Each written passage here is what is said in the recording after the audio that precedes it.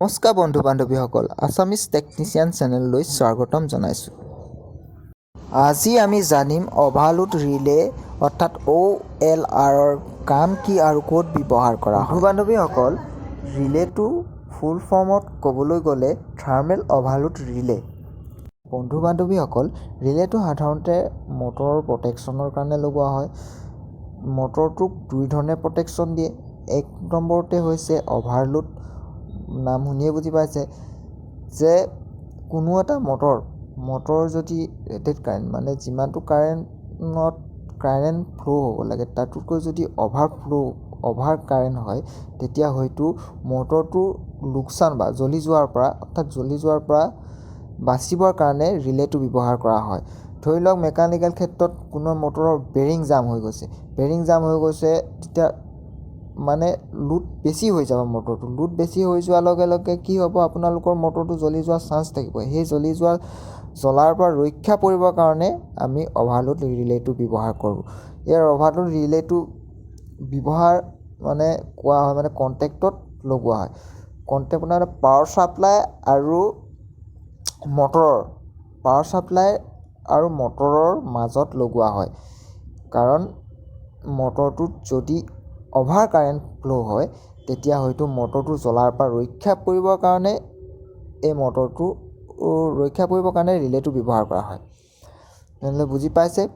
দুই নম্বৰতে হৈছে ফেজ ফেইলাৰ মানে আপোনাৰ ধৰি লওক 3 ফেজ মটৰ এটাৰ চলিবৰ কাৰণে 3টা ফেজ প্ৰয়োজন হয়। RYV বা L1 L2 L3 3টা ফেজ প্ৰয়োজন হয়। 3টা ফেজৰ ভিতৰত যদি এটা ফেজ নাইকিয়া হৈ যায়, তেতিয়া আপোনালোকৰ মটৰটো 2 ফেজত চলিব। 2 ফেজত চলাৰ লগে হয়তো মটৰটো জ্বলাৰ সম্ভাৱনা থাকিব পাৰে, তেতিয়াও কাৰেণ্ট বেছি হ'ব। সেই কাৰণতে তেতিয়া মটৰটো জ্বলাৰ পৰা ৰক্ষা পৰিবৰ কাৰণে আমি ৰিলেটো ব্যৱহাৰ কৰোঁ। ধৰি লওক আপোনালোকক মই আগৰ ভিডিঅ'টোত জনাইছিলোঁ যে MCB আৰু কণ্টেক্টৰ মাজত পাৰ্থক্য এটা ভিডিঅ' আছে। যদি আপোনালোকে চোৱা নাই, চাই ল'ব। সেই ভিডিঅ'টোত মই কৈছিলোঁ যে MCBটো শ্বৰ্ট চাৰ্কিটৰ প্ৰটেকশ্যন আছে, কিন্তু ৰিলেটোত কোনো ধৰণৰ শ্বৰ্ট চাৰ্কিটৰ প্ৰটেকশ্যন নাই। ধৰি লওক MCBটোত শ্বৰ্ট হোৱাৰ লগে লগে ট্ৰিপ হৈ যায়, কিন্তু ৰিলেটো শ্বৰ্ট চাৰ্কিট হোৱাৰ লগে লগে ট্ৰিপ নহ'ব পাৰে। সেইটো কাৰণে আমি কণ্টেক্টৰটোৰ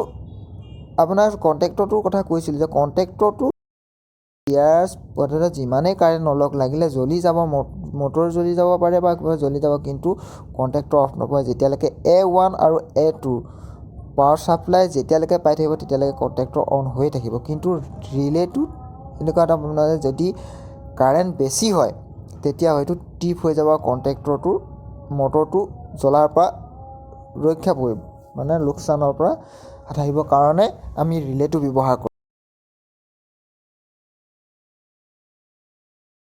আপোনালোকৰ মনত উদ্ভৱ হৈছে চাগে যে ৰিলে কিয় লগাব লাগে। মই আগৰ ভিডিঅ'টোত কৈছিলোঁ যে MCBটো ট্ৰিপ হৈ যাব অভাৰ কাৰেণ্ট হ'লে।